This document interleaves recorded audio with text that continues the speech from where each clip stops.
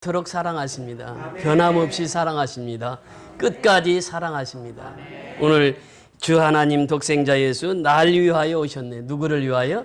나를 위해서 오셨습니다. 예수님은 나를 위해서 이 땅에 오신 분이에요. 내 모든 죄 다 사하시고 죽음에서 부활하신 나의 구세주. 왜 우리가 천국에 들어가지 못합니까? 죄 때문입니다. 이 죄 문제가 해결되지 않고는 누구도 천국에 들어갈 수가 없습니다. 이 내 모든 죄를 예수님이 사하시기 위해서 이 땅에 오신 분이 예수님이십니다. 로마서 3장 23절에 보면 모든 사람이 죄를 범하였음에 하나님의 영광에 이르지 못하더니 죄인은 하나님께 영광을 돌릴 수가 없습니다. 그 죄의 삭은 뭐라고 했습니까? 사망입니다. 이 죄의 삭은 사망입니다. 로마서 6장 23절에. 그래서 이 죄 문제를 해결해 주시기 위해서 예수님이 이 땅에 오셨어요. 예수님이 나를 위해서 십자가에 죽으셨습니다. 그리고 사흘 만에 다시 부활하신 분이 예수님이신 줄 믿습니다. 그래서 우리는 주 안에서 거듭난 생명, 도우시는 주의 사랑. 그렇습니다. 우리가 예수를 믿어야 거듭난 생명으로 살아갈 수가 있어요. 예수님께서 우리 심령 속에 들어오시게 되면 그때부터 우리가 거듭난 생명으로 살아가게 되는 줄 믿습니다. 참 기쁨과 확신 가지고 예수님의 도우심을 믿으며 살리. 그렇습니다. 예수님은 우리가 어떤 때에도 우리를 도우십니다. 우리가 연약할 때, 나약할 때 특별히 예수님 우리를 도우십니다. 그러면서 그 언젠가 주빌 때까지 주를 위해 싸우리라. 승리의 길 멀고 험해도 예수께서 나의 앞길 지켜주시리. 살아계신 주, 나의 참된 소망. 부활하신 예수는 살아계신 주가 되십니다. 그래서 우리의 참된 소망이 되십니다. 참된 소망을 가진 자는 걱정, 근심이 없습니다. 왜냐하면 그 참된 소망의 주가 내 안에 있기 때문에 그렇습니다. 예수로 충만한 사람은 걱정, 근심하지 않습니다. 그러면서 주님을 찬양하며 살아갑니다. 사랑의 주 내 갈 길 인도하리니 내 모든 삶의 기쁨 늘 충만하니. 그래서 예수와 함께 사는 사람은 늘 충만한 기쁨을 가지고 살아가게 되는 줄 믿습니다. 오늘 본문은 예수님께서 우리에게 주신 너무나도 유명한 구절입니다. 예수님께서 이 말씀을 하시기 전까지 그 배경이 있습니다. 오늘 보면 요한복음 11장 1절에 보면 그렇게 말씀하십니다. 1절 2절에 보면 11장 어떤 병자가 있으니 이는 마리아와 그 자매 마르다의 마을 베다니에 사는 나사로라. 이 마리아는 향유를 주께 붓고 머리털로 주의 발을 닦던 자요 병든 나사로는 그의 오라비더라. 이에 그 누이들이 예수께 사람을 보내어 이르되 주여 보시옵소서 사랑하시는 자가 병들었나이다 하시니. 자, 여기서 보면 계속해서 예수님께서 뭐라고 말씀하십니까?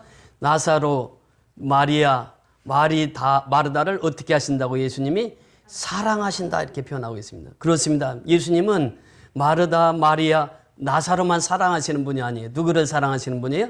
나를 사랑하시는 분이에요. 그래서 예수님은 이 땅에 오신 목적이 나를 사랑해서 이 땅에 오신 분입니다.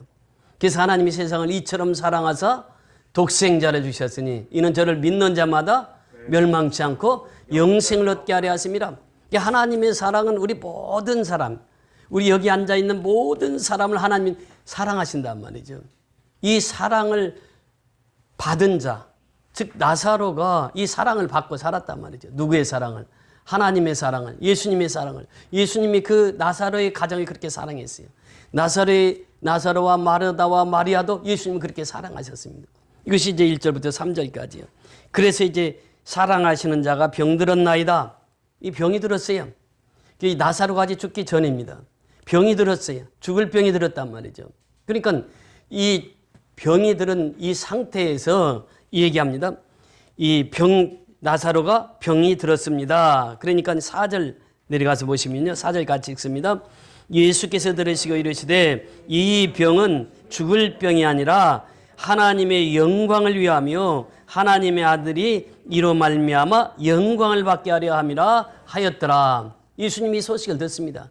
죽을 병이 들었습니다. 우리 오빠가. 그런데 이 소식을 듣고 예수님께서 하신 말씀이 무엇입니까? 이 병은 죽을 병이 아니라는 거예요. 죽을 병이 아니라 하나님의 영광을 위하며. 또 더 나가서 뭐라고 말씀하십니까? 하나님의 아들이 이로 말미암아 영광을 받게 하려 하심이라. 즉 하나님께 영광을 돌리기 위한 병이요. 또 예수님이 영광을 받으실 병이라. 이렇게 해석을 합니다. 그러면서 계속해서 말씀하시기를 예수께서 본래 마르다와 그 동생 나사로를 사랑하시더니 나사로가 병들었다 함을 들으시고 그 계시던 곳에서 며칠을 더 유하시고 이틀을 더 유하세요. 여기에서 왜 이틀을 더 유하셨을까요? 지금 예수님이 영광을 받아야 돼요. 누구를 통해서? 나사로를 통해서. 그러니까 나사로가 죽기까지 기다리신 거죠. 그러면서 하나님의 영광을 위해서 기다렸던 거죠. 이틀을 기다렸어요. 그러니까 하나님의 때가 되기까지 기다리셨던 것입니다. 하나님의 때가 이틀이 또 사흘이 나흘이 언제가 하나님의 뜻인지 몰라요. 하나님의 뜻까지 예수님이 기다리셨단 말이죠. 그래서 이제 하나님이 영광을 받으시고 예수님이 영광을 받으시기를 기다리셨다라고 하는 것입니다. 사랑은 기다림입니다. 우리가 고린도전서 13장에 보면 사랑을 뭐라고 말합니까? 참고 견디고 인내하는 것이니라. 이게 사랑이에요. 사랑의 본질은 기다리는 것이에요. 인내하는 것이에요. 참는 것입니다. 예수님은 그 하나님의 뜻을 이루기 전까지 기다리셨던 것이죠. 이틀을 더 유하시다가 7절에 보면 그 후에 제자들에게 이르시되 유대로 다시 가자 하시니 제자들이 이제 말합니다. 나비여 방금도 유대인들이 돌로 치려 하였는데 또 그리로 가시려 하나이까? 방금도 유대인들이 돌로 치려고 했는데 또 그리로 가시려 합니까?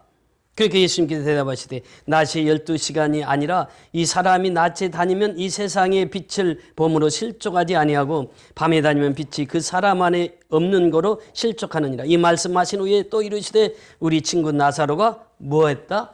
잠들었다. 그러나 내가 깨우러 가노라 그래요. 그러니까 그들의 대답이 무엇입니까? 아니 잠들었으면 일어날 것 아니요. 뭐 깨우러 갑니까? 그때 이렇게 대답하는 그들에게 예수님께서 말씀하십니다. 14절 내려가서 보시면 예수께서 밝히 이르시되 나사로가 어떻게 했다고요? 죽었느니라. 그러니까 죽었다, 잠들었다 어떻게 사용되고 있습니까? 똑같은 의미로 사용되고 있어요. 잠들었다, 죽었다 이런 표현을 쓰고 있습니다. 내가 거기 있지 아니한 것을 너희를 위하여 기뻐하노니 이는 너희로 믿게 하려 함이라. 그러나 그에게로 가자 하시니 디두모라고도 하는 도마가 다른 제자들에게 말하되 우리도 주와 함께 죽으러 가자 하니라.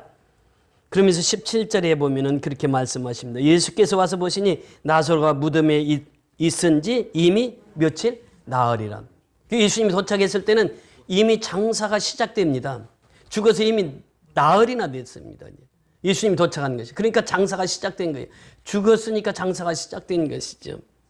그러면서 이 베단이라고 하는 마을이 예루살렘과 가깝습니다. 5리 정도 되는데 그 거리에 있는 베단에서 이제 나사로가 죽었어요. 죽었으니까 장사를 치러야죠. 장사를 치릅니다. 그러면서 그때 예수님이 도착하신 것입니다. 그때 19절에 보면 많은 유대인이 마르다와 마리아에게 그 오라비 일로 유문하러 왔더니 많은 사람이 조문객이 옵니다. 예루살렘과 베단이는 그래 거리가 멀지 않아요. 그러니까 예루살렘에서 많은 조문객들이 나사로 가족의 조문을 온 거죠.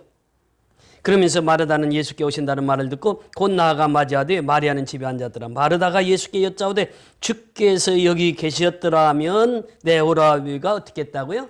죽지 아니하였겠나이다. 그래. 마르다의 신앙입니다. 예수님이 계셨으면 죽지 않았을 것입니다. 그래 더 나가서 어떤 믿음을 보여주십니까? 22절 다 같이 읽습니다. 시작.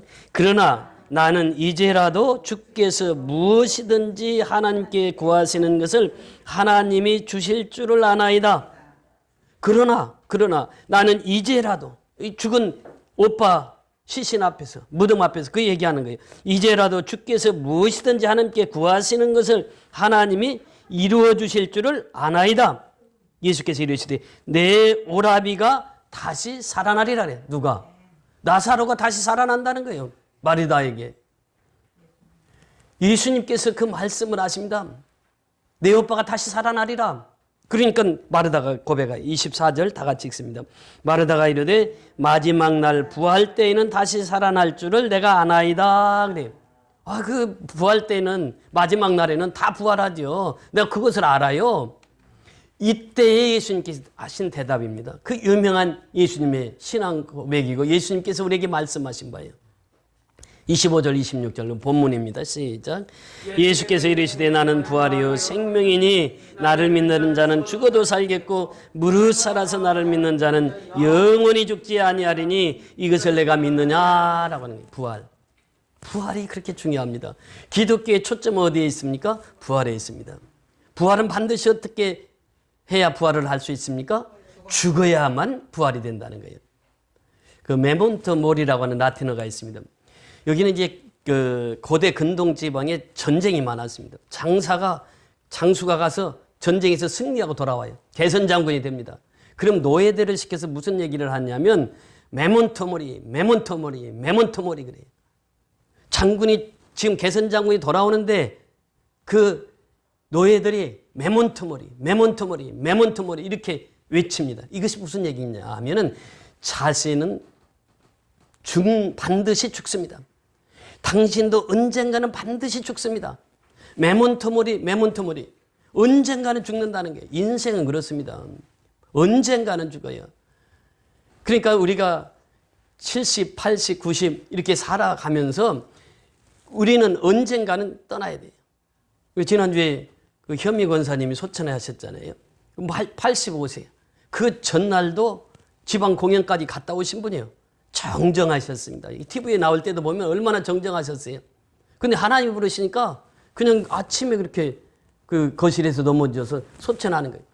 우리가 살아있다고 볼 수가 없습니다. 언제든지 하나님 부르시면 가야 돼요. 메몬토몰이에요. 나도 반드시 죽는다는 거예요. 우리 한 사람 한 사람에게 주어진 말씀입니다. 메몬토몰이 언젠가는 우리도 죽어요. 근데 그 기간이 이제 그 앞서고 뒤서거니 이것은 있지만은 반드시 사람은 죽습니다. 그 죽어야만 부활 생명이 있다는 거예요. 바울이 고백이 내가 그리스도와 함께 십자가에 못 박혔나니 그래요. 못 박힌 자만이 예수와 함께 산다는 거예요. 죽은 사람만이 예수와 함께 산다는 거예요. 그러니까 반드시 우리는 죽음이 있다는 거예요. 그 죽음 너머에 부활의 생명이 있는 것입니다. 그래서 우리는 날마다 예수와 함께 죽고 예수와 함께 다시 사는 것. 이것이 부활의 생명이에요. 예수님께서 말씀하시잖아요. 나는 부활이요 생명이니 이렇게 말씀하십니다. 여기서 보면요. 나는 부활이요. 나는 이다라고 하는 선언이에요. 예수님께서요. 이 요한복음에서 7번 얘기하십니다. 나는 이다. 이 이야기를 7번이나 말씀하세요. 나는 생명의 떡이다. 나는 세상의 빛이다. 나는 양의 문이다. 나는 선한 목자다. 나는 부활이요 생명이다. 나는 길이다. 진리다. 생명이다. 나는 참포도 나무다. 나는 이다. 에고 에이미. 나는 이다라는 게 예수님의 자기 선언입니다. 이게 7번을 선언하세요. 그러면서 7가지 기적이 나타난 것이 요한복음입니다. 우리가 요한복음 2장에 보면 물이 변하여 뭐가 되겠다고요? 포도주가 되었어요. 그 사건의 핵심이 무엇입니까? 제자들을 믿게 하기 위함이라 그래요.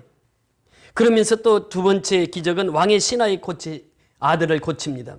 그러면서 거기서도 역시 마찬가지로 믿으면 병든 자가 치료된다는 거예요. 왕의 신하를 고칩니다. 그 다음에 또 38년 병자도 믿음을 가지고 그 38년 된 병자를 고치십니다. 그리고 더 나가서 오병이어 기적도 무엇을 통해서? 믿음을 통해서 어린 아이 소년의 그 믿음을 통해서 오병이어 기적이 행해집니다. 무리를 걸으심도 믿음입니다. 믿음으로 나갈 때 베드로가 무리를 걸을 수 있었지만 믿음이 없어서 바다를 보았을 때 풍랑을 보았을 때 그는 물속에 빠져갔던 것입니다. 믿음을 말하시는 것입니다. 무리로 걸으신 예수님의 기적. 그리고 마지막 그 6번째는 소경을 고치시는데 그 소경을 고칠 때 그래요. 이 소경이 누구의 죄 때문입니까? 이 자신의 죄 때문입니까?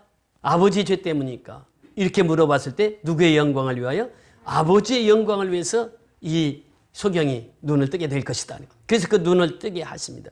그리고 나서 마지막 기적이 무엇입니까? 죽은 나사로를 살리신 기적. 그래서 이 7가지 기적이 요한복음에 다 속해 있습니다. 근데 7가지 기적을 보면은 다 그 기적을 행하신 목적은 뭐라고요? 믿게 하기 위함이라 그래. 믿게 하기 위함이라. 그러니까 표적이라고 하는 것, 기적이라고 하는 것은 사람을 믿게 하기 위함이에요. 병든 자를 치료합니다. 치료하는 목적이 뭐라고요? 믿게 하기 위함이라. 중풍병자를 치료하십니다. 치료하신 목적이 뭐라고요? 믿게 하기 위함이라. 하나님을 믿게 하기 위함이라. 이렇게 계속해서 말씀하시고 있는 것입니다. 그래서 나는 부활이요 생명이니 나를 믿는 자는 그래요. 나를 믿는 자는. 예수를 믿는 자는 죽어도 살겠고 이렇게 표현합니다. 믿음 없이는 이 부활의 생명을 얻을 수 없다는 것이죠. 믿음을 가져야 부활의 생명을 갖게 되는 줄 믿습니다. 그래서 우리는 그 믿음 가지고 하루하루를 살아갈 때 하나님께서 우리를 통해서 놀라운 역사를 이루어 가시는 줄 믿습니다. 예수님께서 요한복음 21장 30절 31절에 이렇게 말씀하십니다. 예수께서 제자들 앞에서 이 책에 기록되지 아니한 다른 표적도 많이 행하셨으나 오직 이것을 기록하면 너희로 예수께서 누구의 아들? 하나님의 아들이심. 그 다음에 예수가 누구이심? 그리스도이심을 믿게 하려 하며. 그러니까 예수가 누구라고요? 하나님의 아들이시요 예수가 그리스도이심을 믿게 하려 하며 또 너희로 믿고 그 이름을 힘입어 무엇을 얻게 하기 위함이라? 생명을 얻게 하기 위함이라. 그래서 요한복음이 기록되어 있는 것이에요. 신약 성경이 성경 전체가 기록된 목적입니다. 예수가 하나님의 아들이시요 예수가 그리스도시요 메시아시요 예수를 믿으면 영원한 생명을 얻습니다. 이것을 믿게 하기 위해서 이 성경이 기록되어 있다. 이렇게 말씀하시고 있습니다. 여러분 그렇습니다. 이 죽음 없이는 살 수가 없다는 것이에요. 하나님께서 에스겔을 부릅니다. 에스겔을 골짜기로 인도합니다. 거기 가서 보니까 마른 뼈가 가득합니다. 여러분 왜 그 마른 뼈가 거기 많이 있었을까요? 그 골짜기에 왜 마른 뼈가 많이 있었을까요? 그때 바벨론과 전쟁이 심했거든요. 전쟁하면 우크라이나와 러시아가 지금 전쟁을 하는데 전사자들이 얼마나 많습니까? 전쟁을 하며 양쪽 군대에서 죽어가는 군인들이 수없이 많아요. 그러니까 전쟁통에는 장사를 치를 수가 없습니다. 그 시신은 어떻게 해요? 골짜기에다 갖다 던지는 거예요. 그렇게 던져가지고 그 시신이 이제 기간이 오래되다 보니까 이 썩어서 살은 다 없어지고 뼈만 남았는데 뼈도 계속 오래 가니까 마른 뼈가 된 것이죠. 지금도 양구나 인제 같은 데 가면 요한이가 군대 생활할 때도 그거 찾았는데 6.25 때 전사자들의 그 뼈를 찾습니다. 그 군인들이 지금도 그 일을 하고 있어요. 6.25 때 죽은 전사자들. 그러니까 이 마른 뼈라고 하는 것은 지금 그 뼈들이 가득한 곳에 하나님께서 에스겔을 불러요. 그러면서 하나님께서 말씀하세요. 에스겔아, 예, 이 마른 뼈들이 살겠느냐? 물어봐요. 그러니까 어떻게 대답을 합니까? 주께서 하시나이다 그래요. 나는 몰라요. 그 마른 뼈가 살지 안 살지 모르겠어요. 주께서 하시나이다 그래요. 여기 에스겔서에 보면요. 에스겔서 37장에 보면 1절부터 14절까지 중요하게 말씀하시는데 그 말씀에 보면 마른 뼈에 대한 말씀을 그렇게 1절에서 2절에서 3절에서 4절에서 5절, 7절, 8절, 11절 계속 마른 뼈에 대한 말씀을 하십니다. 그 마른 뼈가 뭐냐? 11절에 들어가서 보시면요. 에스겔서 37장 11절입니다. 또 내게 이르시되 인자야 이 뼈들은 이스라엘 온 족속이라. 그들이 이르기를 우리의 뼈들은 말랐고 우리의 소망이 없어졌으니 우리는 다 멸절되었다 하였느니라. 마른 뼈가 무슨 소망이 있겠어요? 그렇잖아요. 그러니까 소망이 없어진 거예요. 마른 뼈에게 무슨 소망이 있겠어요? 아무 소망이 없습니다. 이것이 이스라엘 백성들을 두고 한 말이에요. 그러면서 하나님께서 말씀하십니다. 3절에 들어가서 보시니까 그가 내게 이르시되 인자야 이 뼈들이 능히 살 수 있겠느냐 하시기로 내가 대답하되 주 여호와여 주께서 하시나이다. 4절에 보니까 또 내게 이르시되 너는 이 모든 뼈에게 무엇하여 대언하여 이르기를 너희 마른 뼈들아 여호와의 말씀을 들을지어다 그래요.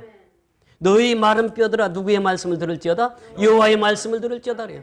마른 뼈들에게 대언하라는 거예요. 대언. 대언이 무엇입니까?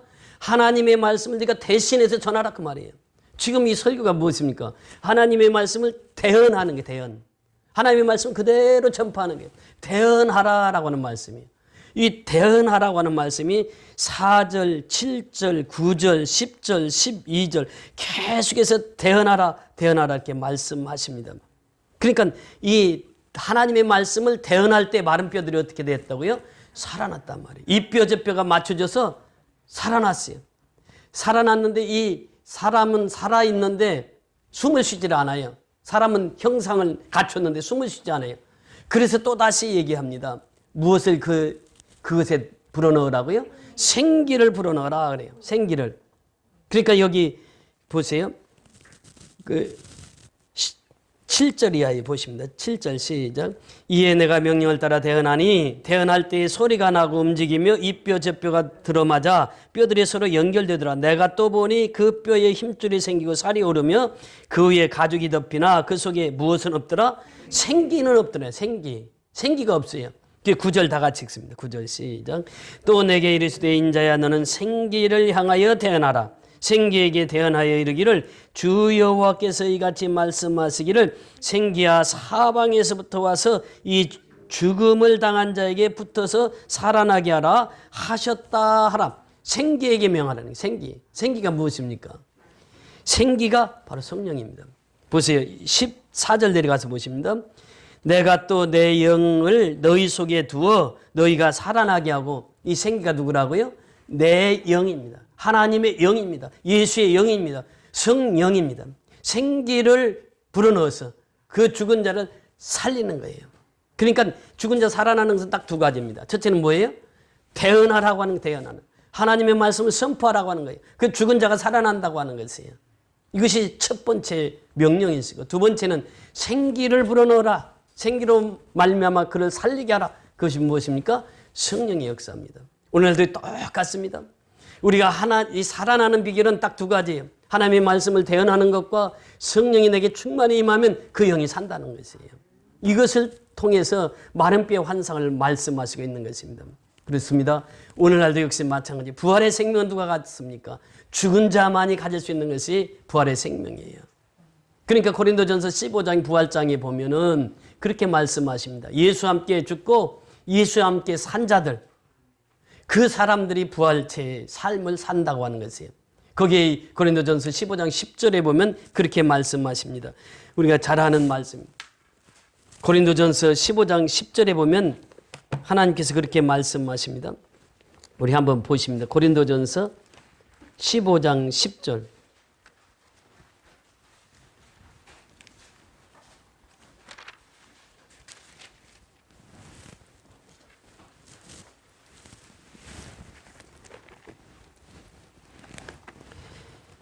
우리 15장 10절입니다. 그러나 내가 나 된 것은 하나님의 은혜로 된 것이니 내게 주신 그의 은혜가 헛되지 아니하며 내가 모든 사도보다 더 많이 수고하였으나 내가 한 것이 아니요 오직 나와 함께 하신 하나님의 은혜로다. 이것이 바울의 신앙 고백입니다.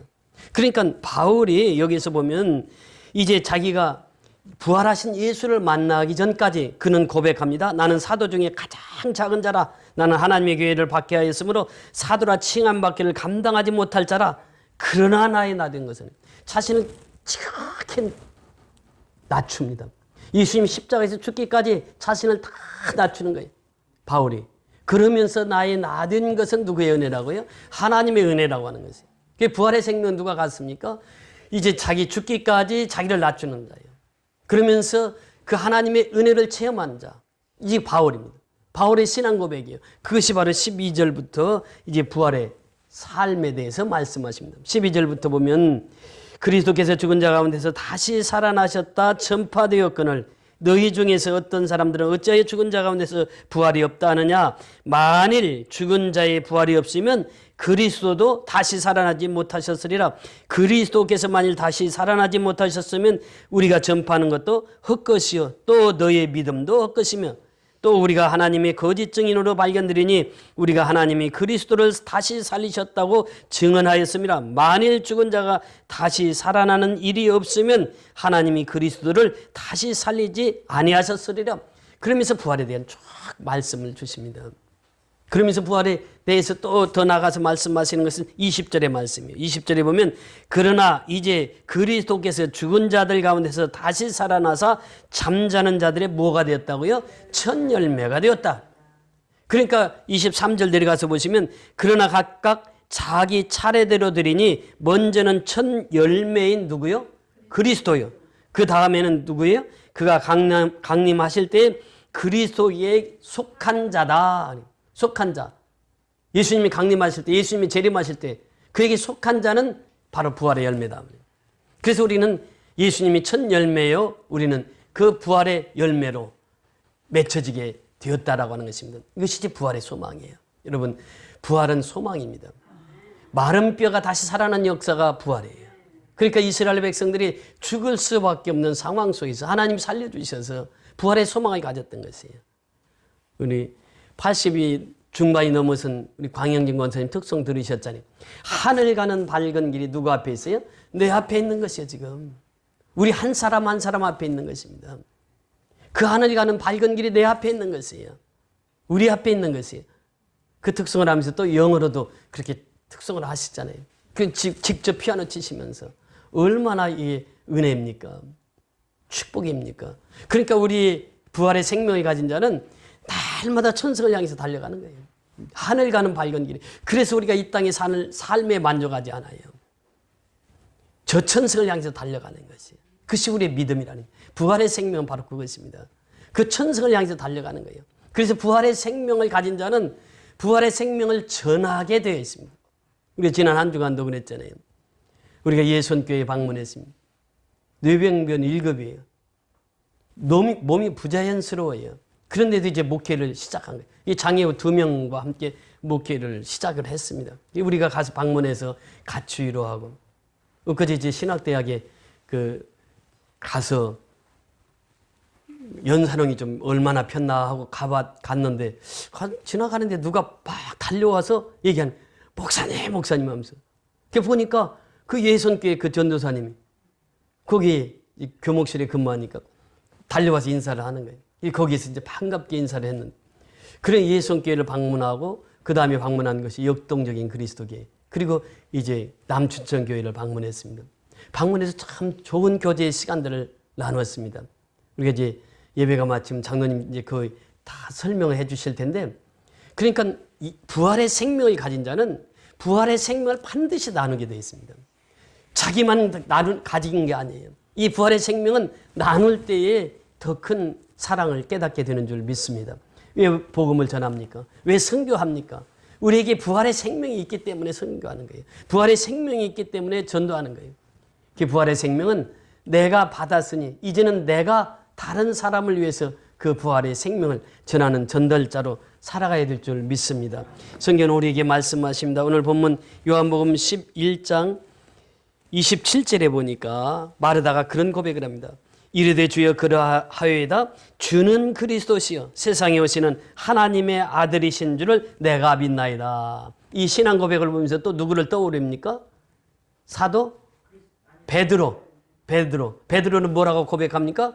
주는 그리스도시요 살아계신 하나님의 아들이나이다. 마르다가 그 신앙 고백을 하는 거예요.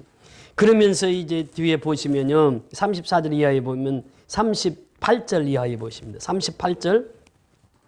이에 예수께서 다시 속으로 비통히 여기시며 무덤에 가시니 무덤이 구리라 돌로 막혔거늘. 39절 다 같이 읽습니다. 예수께서 이르시되 돌을 옮겨 놓으라 하시니 그 죽은 자의 누이 마르다가 이르되 주여 죽은 지가 나흘이나 되었으니 벌써 냄새가 나나이다. 앞에는 그렇게 신앙 고백을 잘하더니 지금 뒤에 보니까 뭐라고 말해요? 예수님 죽은 지가 나흘이 됐어요. 썩어서 냄새가 납니다. 그래요. 그러면서 그때 예수님께서 말씀하시기를 뭐라고 말씀하십니까? 40절에 아주 중요한 말씀을 또 말씀하십니다. 40절 시작. 예수께서 이르시되 내 말이 내가 믿으면 하나님의 영광을 보리라 하지 아니하였느냐? 믿지를 못하고 있는 거예요, 마르다가. 그러니까 또 다시 예수님이 말씀하시는 거예요. 믿으면 누구의 영광을 봐요? 하나님의 영광을 보리라 그래요. 오늘날 역시 마찬가지입니다. 우리가 신앙생활 하면서요, 믿음 있는 척하지만 믿음 없는 사람이 참 많아요. 그 믿음이 있으면 하나님의 영광을 보는데 믿음이 없는 거예요. 앞전에는 그렇게 신앙 고백을 잘 하더니 죽은 나사로 앞에 딱 오니까 썩어서 냄새가 나나이다. 그러니까 예수님께서 하신 말씀이에요. 그 말씀이 뭐라고요? 내 말이 내가 믿으면 하나님의 영광을 보리라 하지 아니하였느냐. 이미 말씀하셨거든요. 4절에서. 하나님의 영광을 위하여 죽을 것이다. 이 죽음은 하나님의 아들이신 예수의 영광을 나타내는 죽음이다. 말씀하셨잖아요. 그러니까 예수님이 다시 말씀하시기를 내 말이 내가 믿으면 하나님의 영광을 보리라 하지 아니하였느냐 하시니 돌을 옮겨놓은 예수께서 눈을 들어 우러러보시고 이르시되 아버지여 내 말을 들으신 것을 감사하나이다. 두 가지입니다. 첫째는 나사로를 살릴 때 무엇을 하셨습니까? 하늘을 우러러 무엇을 하셨어요? 기도하셨어요.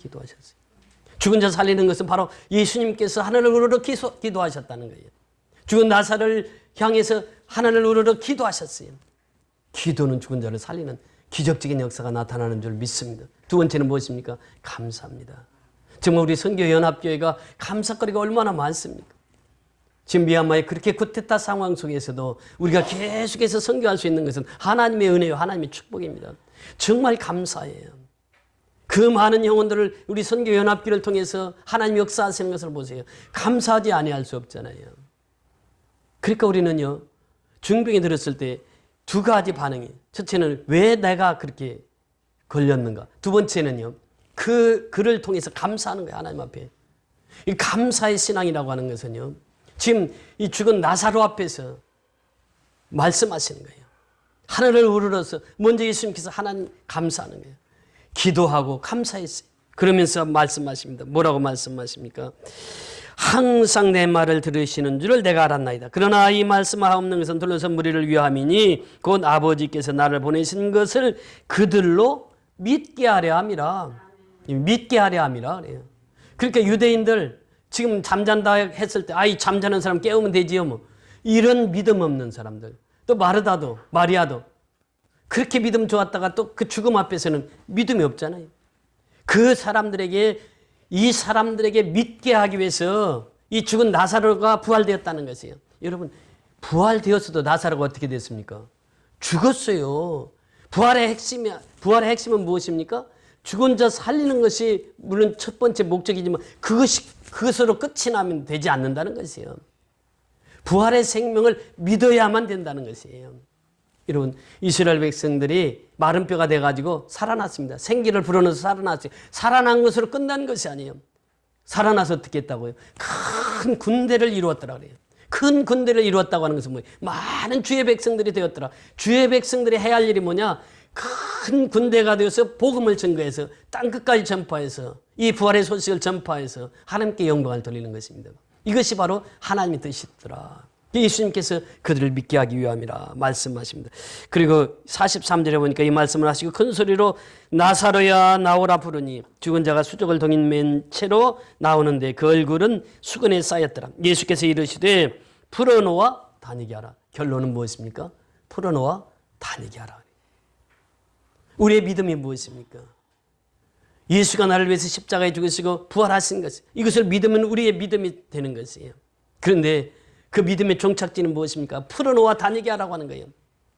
여러분, 요한복음 8장 32절에 보니까 진리를 알지니 진리가 뭐라고요? 너희를 자유케 하리라. 믿음은 자유입니다. 풀어놓아 다니게 하는 것이 믿음이에요. 왜 우리를 풀어놓아 다니게 하십니까? 풀어놓아 다니게 하니까 미얀마를 가는 거예요. 복음을 전할 수 있는 거예요. 생명을 전할 수 있는 거예요. 묶인 채로는 안 된단 말이죠. 죄악의 결박에서 우리를 풀어놓아 주셨어요. 생명의 세계로 우리를 풀어놓아 주셨어요. 이제 죄에서 더 이상 매이지 않아요. 이제는 생명의 세계에서 자유롭게 살아갈 수 있게 하셨어요. 보세요. 꽃이 얼마나 아름답습니까? 이 수국이라고 하는 게 다 그렇게 비싼지 몰랐어요. 이게 10만 원입니다. 두 개. 5만 원 이게. 우리 여성계장님 이렇게 헌물해서 아름답게 우리가 볼 수 있는데 이 꽃의 아름다움을 보세요. 정말 이 꽃이 살아 있으니까 꽃을 피우는 거예요. 죽은 꽃은 꽃을 피울 수가 없습니다. 살아 있을 때만 꽃이 피워지는 거예요. 부활의 생명이라는 건 바로 그것입니다. 내게 생명 주신 예수님께서 나를 통해서 이 살아있는 예수님이 살아계시는 이 소식을 전하라는 거예요. 땅끝까지 전하라는 거예요. 예수님 지금도 살아서 역사하시잖아요. 미얀마를 통해서 우리에게 보여주시는 것이 무엇입니까? 살아계신 예수님. 위자립교회 선교를 통해서 우리에게 보여주시는 것이 무엇입니까? 살아계신 예수님. 그래서 우리는 그 부활하신 예수님을 날마다 경험하고 부활하신 예수를 땅끝까지 전파하며 살아가는 저와 여러분이 다 될 수 있기를 주의 이름으로 축원을 드립니다. 할렐루야. 고맙고 감사하십니다.